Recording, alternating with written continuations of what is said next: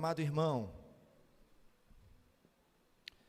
nós iremos iniciar nessa noite mais uma série de mensagem, cujo título é O Deus que Intervém.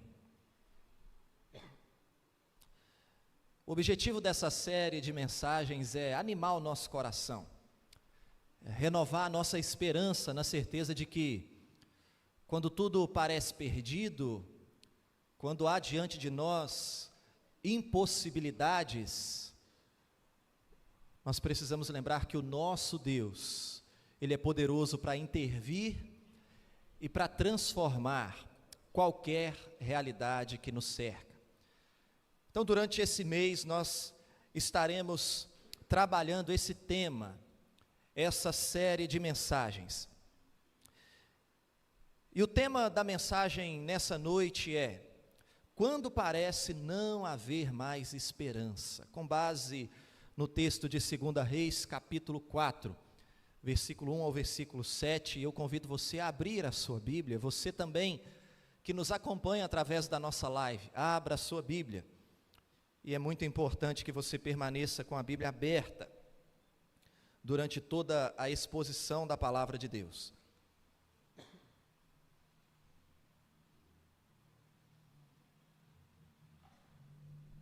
E agora, como você já sabe, começa uma batalha espiritual, para que você não ouça, não entenda o que Deus deseja falar ao seu coração. Então eu desafio você a decidir vencer essa batalha, e não permitir que nada tire a sua atenção, que seja um momento de silêncio, de reverência e de atenção, porque nós cremos que quando a palavra do Senhor é exposta com fidelidade, Deus verdadeiramente fala à sua igreja, fala ao nosso coração. Então acompanhe atentamente a leitura da palavra de Deus, 2 Reis 4, versículo 1 ao versículo 7. Certa mulher, das mulheres dos discípulos dos profetas, clamou a Eliseu dizendo: meu marido, teu servo, morreu, e tu sabes que ele temia ao Senhor. É chegado o credor para levar os meus 2 filhos para lhe serem escravos. Eliseu perguntou: que te hei de fazer? Dize-me, que é que tens em casa? Ela respondeu: tua serva não tem nada em casa, senão uma botija de azeite. Então disse ele: vai, pede emprestadas vasilhas a todos os teus vizinhos, vasilhas vazias, não poucas. Então entra e fecha a porta sobre ti e sobre os teus filhos, e deita o teu azeite em todas aquelas vasilhas, põe à parte a que estiver cheia. Partiu, pois, dele e fechou a porta sobre si e sobre seus filhos. Estes lhe chegavam as vasilhas e ela as enchia. Cheias as vasilhas, disse ela a um dos filhos: chega-me aqui mais uma vasilha. Mas ele respondeu: não há mais vasilha nenhuma. E o azeite parou.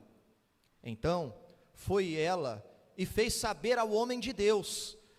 E ele disse: vai, vende o azeite e paga a tua dívida, e tu e teus filhos vivei do resto. Amém. Feche seus olhos mais uma vez. Pai amado, eis aqui a tua palavra, Pai. Nós queremos reconhecer diante do Senhor que nós somos pequenos e nós, se formos depender da nossa capacidade, nada vai acontecer aqui nessa noite. Por isso nós nos dobramos diante da tua majestade, do teu poder, e pedimos que o Senhor seja bondoso, gracioso e misericordioso para conosco nesse momento, e fale ao nosso coração, Pai. É a tua voz que nós desejamos e precisamos desesperadamente ouvir. Muda em nós o que precisa ser mudado, em nome de Jesus. Amém e amém. Querido irmão, você concorda comigo que nós vivemos em um mundo marcado por crises? Crises de todas as formas, crise financeira, crise familiar, crise emocional, crise espiritual. E às vezes a tempestade chega em nossa vida, em nosso lar, com tanta força, que a sensação que nós temos é que tudo desmoronou. Às vezes a tempestade é tão grande, o vento é tão forte, a onda é tão gigante, que a nossa sensação é que não tem jeito de escapar daquela tempestade, não tem esperança, é impossível reverter aquela situação. E é justamente em situações assim, quando os nossos recursos acabam, quando a crise é grande demais para as nossas forças e os nossos recursos acabam, é exatamente nesse ponto onde nós não vemos nenhuma saída, onde a dor nos consome, é nesse ponto que nós nos perguntamos: será que Deus está vendo? Será que Deus ainda se importa? Será que Deus pode intervir nessa crise? E o texto que nós acabamos de ler responde todas essas perguntas com um poderoso sim. Sim, meus irmãos, com toda certeza, Deus está vendo, Deus se importa e Deus pode intervir. A passagem que acabamos de ler nos mostra uma mulher sem nome, viúva, nós não sabemos o nome dessa mulher, e ela enfrenta uma crise desesperadora. Ela perdeu o seu marido, ela tem uma dívida impagável, e ela está diante da ameaça de perder os seus 2 filhos. Os seus 2 filhos podem ser levados pelos credores como escravos. E diante disso ela clama ao Senhor, e o que nós vemos aqui é uma narrativa de esperança, onde Deus intervém de uma forma surpreendente, graciosa e poderosa. E a pergunta que nós faremos é: o que essa narrativa pode nos ensinar nessa noite? O que esse texto pode nos ensinar? Em primeiro lugar, esse texto nos ensina que em situações assim, quando parece não haver esperança, é preciso buscar ajuda no lugar certo. Veja comigo mais uma vez o versículo 1.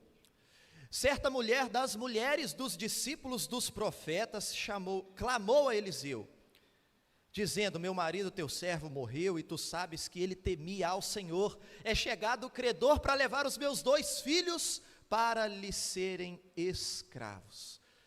Meus irmãos, quando os problemas parecem que vão nos engolir, é preciso sim clamar por ajuda, mas veja, precisamos tomar cuidado para não agirmos de forma precipitada. No desespero, em meio à crise, precisamos tomar cuidado para a gente não sair buscando auxílio em qualquer lugar e às vezes até agir de forma contrária aos princípios da palavra de Deus, a fim de resolvermos o nosso problema a qualquer custo. Não, temos que ter mais calma. Precisamos buscar auxílio no lugar certo. O texto que lemos aqui no início do culto foi o Salmo 46. E o salmista diz que Deus é o nosso refúgio, e Ele é a nossa fortaleza, Ele é o socorro bem presente nas tribulações. Precisamos sim buscar ajuda, todavia na fonte certa, no lugar certo. Precisamos clamar àquele que é poderoso para fazer infinitamente mais do que tudo que nós temos condições de pensar ou pedir. Aqui no versículo 1, essa mulher clamou a Eliseu, e ela relatou tudo o que estava acontecendo com ela. E veja, clamar a Eliseu significa clamar a Deus, porque Eliseu ali naquele contexto era o homem de Deus, era o profeta de Deus, era quem falava em nome de Deus. Então essa mulher foi no lugar certo, e ela relatou a sua crise. O marido dessa mulher era um homem que temia ao Senhor. Ela disse para Eliseu, e Eliseu conhecia esse homem: você sabe que ele temia ao Senhor. Ele era um dos discípulos de Eliseu, era alguém que andava com Eliseu, que aprendia com Eliseu, um homem que de fato temia a Deus, servo fiel de Deus. E esse homem morreu, e a sua família ficou desamparada. E meu amado irmão, pensa aqui comigo, como é difícil entender quando algo terrível acontece com alguém, ou na família de alguém que serve a Deus com fidelidade, porque a nossa tendência é pensar assim: poxa, tem tanta gente ruim por aí, e às vezes nada acontece, e uma tragédia dessa aqui vai acontecer na casa de alguém que serve a Deus com fidelidade. Essa é a nossa tendência, mas nós sabemos que não estamos imunes às adversidades da vida, e Deus tem um propósito bom em tudo que faz, mas esse é outro assunto, nós não iremos falar nesse momento. Mas essa viúva vai até Eliseu e ela relata o que estava acontecendo: olha, os credores estão batendo na minha porta e vão levar os meus filhos para lhe servirem de escravos, e a lei permitia isso naquele período. Imagina a aflição no coração dessa mãe. O oficial de justiça não está batendo na porta para penhorar um bem, está batendo para levar os seus 2 filhos. Já é difícil demais quando nós não temos condições de dar aquilo que os nossos filhos precisam. Imagina não ter condições de quitar uma dívida, e por conta disso os filhos serão levados como escravos. Que coisa terrível, irmãos. Para pensar aí um pouquinho na aflição do coração dessa mãe, na angústia dessa mãe. Agora veja, quantas vezes nós nos encontramos assim também, em situações terríveis, sem esperança. Nós olhamos para um lado, para o outro, e nós não enxergamos nenhuma saída. Quantas vezes nós ficamos sem entender por que as coisas chegaram a esse ponto. Como que essa mulher poderia sair dessa situação? Aparentemente não há nada que ela possa fazer para reverter essa situação, porque de fato ela não tem recursos. Os credores já estão ali batendo na porta, a lei permite que os seus filhos sejam levados. Ela não pode fazer nada. Essa mulher não pode mudar esse quadro.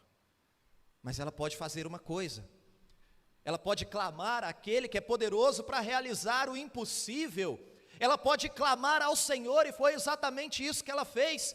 Ela foi a Eliseu, e como eu disse, ir a Eliseu significa recorrer a Deus. Então veja que mesmo nesse beco sem saída, essa mulher, ela não desistiu. Ela não entregou os pontos, ela tem esperança na palavra de Deus, ela sabe que há Deus em Israel, ela sabe que a sua vida não está à deriva, ela sabe que aquilo está acontecendo não é por causa do acaso, mas há um Deus soberano que governa a história e está cuidando dos detalhes da vida dela, ela sabe disso. Então ela recorreu a Deus. E conosco não pode ser diferente, meus amados irmãos. Nós sempre podemos recorrer ao nosso Deus em oração. E às vezes nós clamamos a tudo e a todos. Em meio a uma crise desse tipo, nós saímos agitados, batendo cabeça de um lado para o outro, tentando resolver tudo do nosso jeito, sem aquietar o coração diante de Deus e pedir a direção de Deus, e clamar pela ajuda daquele que verdadeiramente tem a solução para todas as coisas. Ainda que seja impossível aos nossos olhos, o nosso Deus tem a solução para todas as coisas. Portanto, queridos irmãos, em situações assim, quando parece não haver mais esperança, quando o coração em desespero começa a perguntar: o que fazer? A quem recorrer? Deus nos responde essa pergunta por intermédio do profeta Jeremias, Jeremias 33, versículo 3. O que fazer? A quem clamar por ajuda? E a palavra de Deus nos diz: clama a mim e responder-te-ei. Clama a mim e responder-te-ei. Quando parece não haver mais esperanças, o que fazer? A quem clamar? Clame a mim, diz o Senhor dos Exércitos, e responder-te-ei. Portanto, em primeiro lugar, é necessário buscar ajuda no lugar correto. Foi isso que essa mulher fez. Mas em segundo lugar, quando parece não haver mais esperança, lembre-se, Deus usa o pouco que temos. Deus usa o pouco que temos. Veja comigo o versículo 2. Eliseu lhe perguntou: que te hei de fazer? Dize-me, que é que tens em casa? E ela respondeu: tua serva não tem nada em casa, senão uma botija de azeite. Perceba, meu amado, essa mulher, ela buscou a ajuda de Deus, ela relatou o seu problema, e Eliseu não respondeu imediatamente com o milagre, ele não respondeu imediatamente com a solução daquele problema, mas ele pergunta: o que você tem em casa? E a resposta dessa viúva é muito simbólica. Ela disse: a tua serva não tem nada, senão uma botija de azeite. Perceba que ela quase despreza aquilo que ela tem, porque ela sabe que aquilo é insignificante diante da crise que ela está vivendo, e nós muitas vezes também agimos assim, a gente despreza aquilo que nós temos. Eu fico imaginando a cena e eu convido você a conjecturar comigo. Ao invés de Eliseu resolver o problema, ele devolveu a pergunta: o que você tem em casa? Imagina o coração dessa mulher.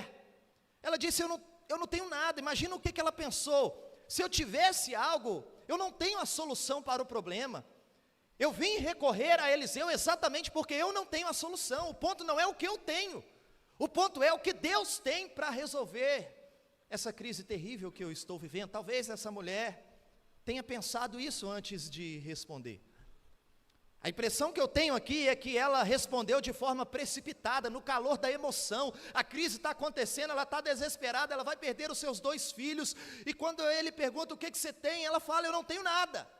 Mas depois ela se lembrou: bom, para não dizer que eu não tenho nada, eu tenho sim uma botija de azeite, que na cabeça dela não é nada, não vai servir para nada, não vai resolver o seu problema. Agora, querido, permita-me fazer um comentário aqui sobre isso. Normalmente o nosso foco não está naquilo que a gente tem. Normalmente o nosso foco está naquilo que a gente não tem. Geralmente, a gente vive murmurando pelo que a gente não tem, ao invés de focar naquilo que a gente tem. E perceba, essa mulher tinha mais coisas. Ela não tinha somente uma botija de azeite, mas no meio da crise, com os olhos embaçados, ali no calor do desespero, ela não conseguia aquietar o seu coração e pensar no que ela tinha. Essa mulher tinha botija de azeite, essa mulher tinha 2 filhos, essa mulher tinha uma casa, os credores estavam batendo na porta, ela não morava debaixo da ponte, ela tinha mais coisas, e essa mulher tinha algo que é o mais importante que nós precisamos ter. Ela tinha acesso a um poderoso profeta de Deus, ela tinha acesso a Eliseu por causa da vida piedosa do seu marido. Ela tinha acesso a Deus. E querido irmão, quem tem acesso a Deus, como nós temos acesso a Deus por intermédio de Cristo Jesus, quem tem acesso a Deus, ao trono de Deus, tem acesso a uma fonte inesgotável de graça, de misericórdia, de amor, de perdão, tem acesso a uma fonte inesgotável de alegria, de paz, de provisão, de cuidado de Deus, de vida abundante hoje e por toda a eternidade. Portanto, quem tem Deus, queridos irmãos, tem tudo o que precisa para viver e desfrutar da paz que excede todo entendimento e a alegria indizível que só tem aquele que desfruta de um relacionamento sincero e verdadeiro com Cristo Jesus. Essa mulher tinha muitas coisas, e tinha o que de mais importante: acesso a Deus, ao homem de Deus, mas no meio da crise, ela não conseguia enxergar, ela só focava naquilo que ela não tinha. Ao invés de viver reclamando pelo que não temos, precisamos apresentar diante do Senhor aquilo que nós temos. Veja, às vezes é muito comum, e eu não estou fazendo uma crítica aqui, apontando para alguém, é uma crítica para nós, e para mim também. Às vezes a gente fala: olha, na igreja a gente não faz isso, porque afinal de contas a gente não tem isso, não tem aquilo, e a gente faz uma lista enorme daquilo que a gente não tem.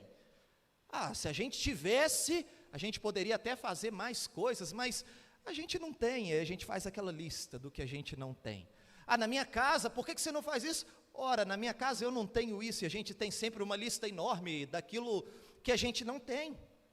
E se a gente parar para pensar, nós iremos perceber que nós gastamos muito tempo reclamando pelo que não temos, ao invés de celebrar e agradecer o que temos e apresentar diante de Deus para que Ele faça coisas extraordinárias com aquilo que temos, mesmo que seja pouco, porque o pouco nas mãos do Deus Todo-Poderoso é suficiente para Ele fazer grandes e surpreendentes coisas.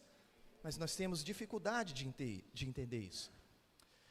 E o profeta aqui fez essa mulher refletir naquilo que ela tinha. Sabe, eu fiquei imaginando essa cena. Ela desesperada, relatando a sua situação terrível, os credores estão batendo, e ele, calma, pensa um pouco, o que você tem em casa?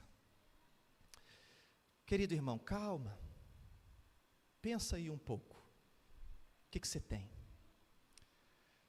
Talvez uma profissão, um talento, não sei. Deixa a agitação da crise baixar. Para de focar nos problemas, na força dos ventos, no tamanho da onda. Para refletir, o que eu tenho? Essa mulher disse, eu não tenho nada. Quer dizer, eu tenho uma botija de azeite. E essa botija se refere a uma vasilha pequena que normalmente naquele contexto era usado para ungir. Então era algo extremamente pequeno, quase nada. Mas esse quase nada foi o que Deus usou para realizar um milagre extraordinário, porque o que parece pouco para nós é suficiente para Deus. E eu repito, querido irmão, ao invés de viver reclamando pelo que não temos, precisamos apresentar diante de Deus aquilo que temos. Sabe por quê? Porque geralmente quando Deus intervém para fazer algo grandioso em nossa vida, geralmente Ele usa aquilo que nós temos como instrumento, ainda que seja pequeno demais. Mas geralmente uma grande intervenção de Deus é através de algo que nós temos e que é pequeno. Por exemplo, você se lembra da multiplicação dos pães e dos peixes? Havia ali um problema impossível de ser resolvido, uma multidão para alimentar e só tinha 5 pães e 2 peixinhos. É muito pouco, é insuficiente para alimentar toda aquela multidão, mas foi suficiente nas mãos do Senhor Jesus, e ainda sobrou, irmãos, pão e peixe com abundância. Perceba então que Deus ele é capaz de operar em situações que a gente não vê de onde pode vir a solução. Mas o nosso Deus, precisamos entender, Ele não está limitado àquilo que nós enxergamos. Às vezes, a gente ora e a gente mesmo quer mostrar para Deus a solução. Você pode fazer isso desse jeito que vai dar certo. O agir de Deus não está limitado àquilo que nós enxergamos. E às vezes Deus nos surpreende, fazendo com que a solução venha de algo que nós não esperamos, ou fazendo com que a solução venha de algo que nós menosprezamos. Eu não tenho nada, tenho uma botija de azeite, que é insignificante, que não vai fazer diferença nenhuma. Em geral, queridos irmãos, Deus opera assim, com o pouco que nós temos. E quando Deus intervém, o pouco se torna muito. E nesse caso aqui foi muito mesmo, mais do que o suficiente para ela pagar as suas dívidas, porque agora ela tem recursos para viver o resto das suas vidas. Os seus filhos não serão levados pelos credores como escravos, e agora ela tem os seus filhos em sua casa, e ela tem condições de criar os seus filhos e educar os seus filhos, até que eles cresçam. Meu amado irmão, Deus poupou essa família, Deus acalmou a tempestade nessa casa, Deus supriu todas as necessidades desse lar. Louvado seja o Senhor. E eu quero dizer para você que Deus é o mesmo. Encha o seu peito de esperança, porque o nosso Deus é poderoso ainda hoje para fazer isso no seu lar e na sua casa, conforme a sua boa vontade e os seus propósitos benditos. O que você tem, irmão? O que você tem? Ainda que seja pequeno, Deus pode usar o pouco que você tem para intervir de forma extraordinária transformar essa realidade de crise que lhe cerca. Creia nisso. Mas em terceiro lugar, quando parece não haver mais esperança, é preciso confiar e obedecer à palavra de Deus. Essa mulher disse que tinha apenas uma botija e em seguida o profeta deu uma ordem para essa mulher, e uma ordem muito estranha. Veja o versículo 3 e o versículo 4. Então disse ele: vai, pede emprestadas vasilhas a todos os teus vizinhos, vasilhas vazias, não poucas. Então entra e fecha a porta sobre ti e sobre os teus filhos, e deita o azeite em todas aquelas vasilhas, põe à parte a que estiver cheia. Veja que ordem estranha. Perceba, a situação de fato é grave, ela precisa de dinheiro para pagar as suas dívidas, os credores vão levar os seus filhos como escravos, ela está aflita, angustiada, e o profeta dá uma ordem dessas para ela. Ele fala: olha, vai, você e os seus filhos, sai pedindo emprestado vasilhas, muitas vasilhas, não poucas. Depois você vai entrar em casa, fechar a porta, com a botija pequena de azeite que você tem, você vai encher todas as vasilhas que você pegou emprestado. Imagina a cena, essa mulher e os filhos saem por toda a vizinhança pedindo vasilhas, imagina os vizinhos comentando, o que eles vão fazer com tanta vasilha? E essa ordem do profeta Eliseu, essa ordem de Deus contradiz toda a lógica, porque como que com pouco azeite, uma botija pequena de azeite, eu vou encher vasilhas maiores e muitas vasilhas maiores? Não tem lógica. E você há de concordar comigo que às vezes é difícil demais obedecer ao que Deus nos manda. Às vezes nós não entendemos o que Deus pede para a gente fazer, às vezes nós não entendemos como que aquilo pode resolver a situação, mas entenda algo, nós não precisamos entender, cabe a nós obedecer a Deus. Ainda que você não entenda, você precisa confiar em Deus, porque Ele sabe de todas as coisas. Lembra? Isso aconteceu também com Pedro. Você sabe que Pedro era um experiente pescador e ele havia trabalhado a noite toda e não pescou nada. E ele e os seus amigos estavam lavando as redes, o dia acabou e Jesus chegou e deu uma ordem estranha também, inusitada.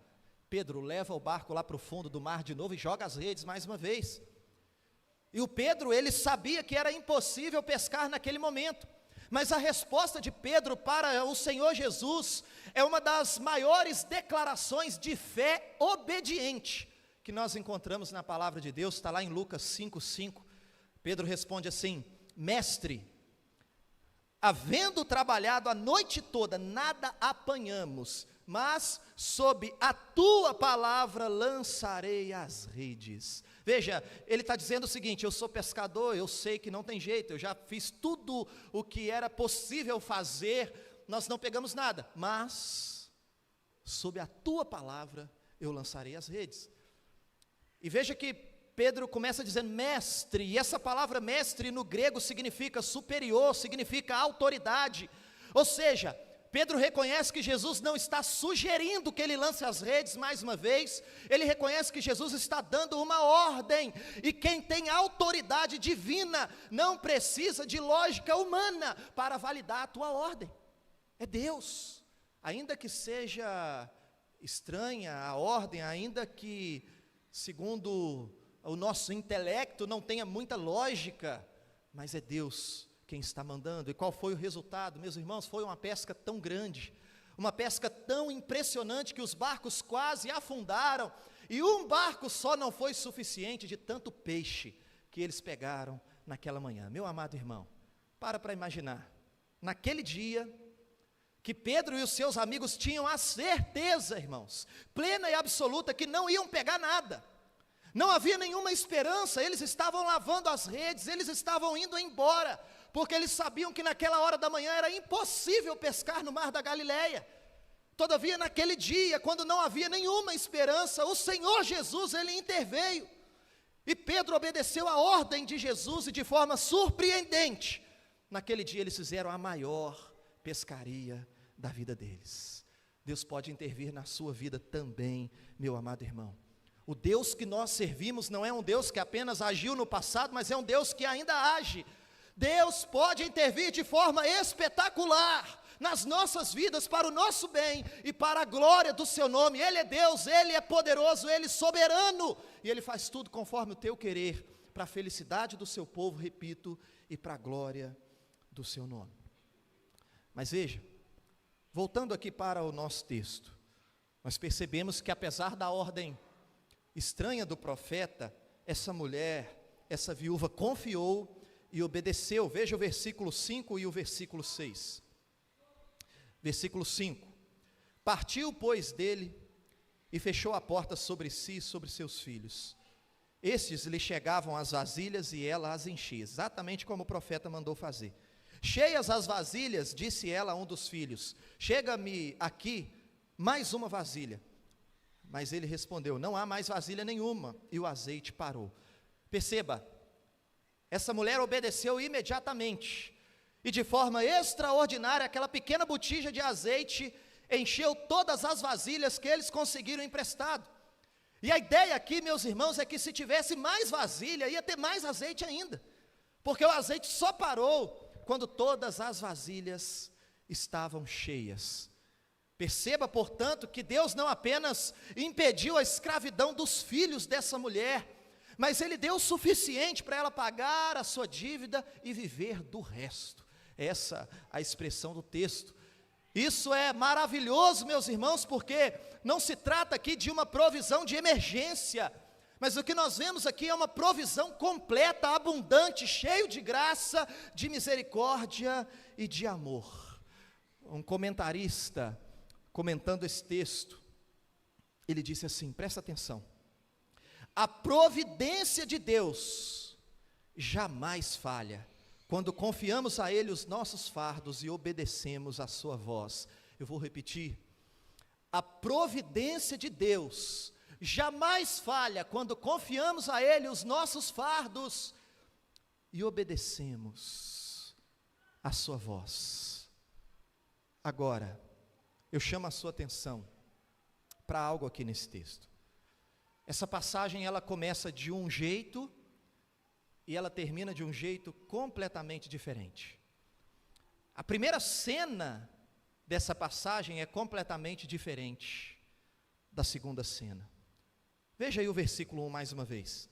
Certa mulher das mulheres dos discípulos dos profetas clamou a Eliseu dizendo: meu marido teu servo morreu, e tu sabes que ele temia ao Senhor, é chegado o credor para levar os meus 2 filhos para lhe serem escravos. O que nós vemos aqui é uma situação terrível, como já falamos, uma situação desesperadora, uma viúva angustiada, sem a solução para o seu problema, já perdeu o marido, perdeu a sua fonte de renda, e agora está prestes a perder os seus 2 filhos. Essa é a primeira cena, quando ela se encontra com o profeta, com o homem de Deus pela primeira vez. Agora veja o versículo 7, quando essa mulher, depois que ela fez tudo que o profeta mandou, e quando ela vai se encontrar com o profeta mais uma vez, veja que o quadro mudou. Então, foi ela e fez saber ao homem de Deus, versículo 7, ele disse: vai, vende o azeite e paga a tua dívida, e tu e os teus filhos vivei do resto. Perceba, querido irmão, que agora essa mulher tem a solução para o problema que parecia insolúvel, que parecia impossível. Agora essa mulher tem condições de pagar aquela dívida, essa mulher tem a garantia de que os seus filhos não serão levados pelos credores como escravos. Ela tem os recursos necessários para viver o resto da sua vida e suprir todas as necessidades do seu lar. Agora, o que aconteceu para que essa realidade fosse transformada dessa maneira? O que aconteceu entre a primeira cena dessa passagem e a última cena dessa passagem? O que aconteceu aqui, querido irmão, foi uma intervenção poderosa do nosso Deus, e essa é a mensagem que eu quero transmitir aqui nessa noite. Deus ainda age, Deus ainda pode intervir. Não importa qual seja a realidade que o cerca, Deus ele pode manifestar a sua graça, o seu poder, transformando essa realidade de forma extraordinária para a glória do seu nome. Meu amado irmão, você que me ouve, creia nisso. Encha o seu peito nessa noite de esperança. Busque ajuda no lugar certo, clame a Deus, obedeça a palavra de Deus e lembre-se que o pouco que você tem pode ser muito nas mãos poderosas do nosso Deus. Amém, irmãos? Quem aqui crê que tudo isso que nós falamos aqui é verdade? Levanta sua mão. Deixa eu dizer algo para você. Você quer que algo assim aconteça na sua vida? Sim? Amém. Tem aí umas contas para pagar? Quem quer que Deus pague uma dívida aí? Amém, irmãos? O pessoal ficou meio constrangido de dizer. Mas deixa eu dizer algo para você, uma boa notícia, Deus já fez isso. Só que Ele não pagou uma dívida no banco, ou uma outra dívida pequena dessas. A dívida que Ele pagou foi uma dívida impossível de ser paga por você. Nós somos pecadores, transgredimos as leis de Deus, e o salário do pecado é a morte. Deixa eu dizer algo para você. A consequência da dívida dessa viúva era que os seus filhos seriam levados como escravos. A consequência da nossa dívida diante de Deus é o castigo eterno, é a eternidade no inferno. E como nós vimos aqui, o Senhor, o nosso Deus, Ele poupou os filhos daquela mulher, mas Ele não poupou o seu único filho por amor a nós. Ele entregou o Senhor Jesus, e o Senhor Jesus na cruz do Calvário, Ele veio exatamente para isso, para pagar a nossa dívida, a dívida que nós não temos condições de pagar. E quando o Senhor Jesus bradou na cruz do Calvário, está consumado, o grito que Ele deu ali foi o seguinte: está pago. O que Ele estava dizendo para nós ali na cruz do Calvário era o seguinte: sabe aquela dívida impagável? Eu paguei, está pago. Vocês não devem mais nada. Meus irmãos, nós não iremos padecer eternamente, porque Cristo Jesus recebeu a ira de Deus em nosso lugar na cruz do Calvário. A dívida está paga. No último versículo desse texto, como nós sabemos, tudo no Antigo Testamento aponta para Jesus. E não é diferente com esse texto. Esse texto também aponta para o Senhor Jesus. No último versículo, o versículo 7, quando o profeta diz assim para ela: olha, vende o azeite e paga a sua dívida, e vocês vão viver com o resto. É Deus dizendo assim para nós. Quando Ele diz, vende o azeite, paga a sua dívida, Deus está dizendo para nós, por intermédio de Cristo, o seu passado foi redimido. Quando o profeta diz, vivei com o resto, Deus está dizendo para nós, por intermédio de Cristo, o futuro de vocês está garantido.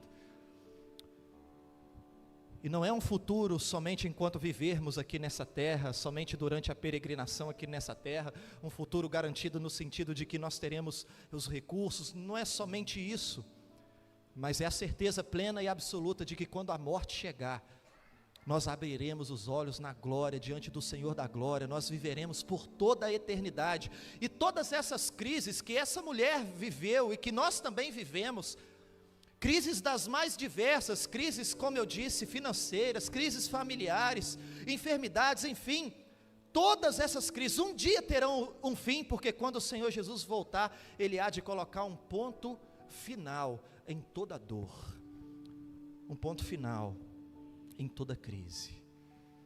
Portanto, quando o profeta diz, vende e paga a tua dívida, a palavra de Deus para nós é, o passado de vocês está redimido.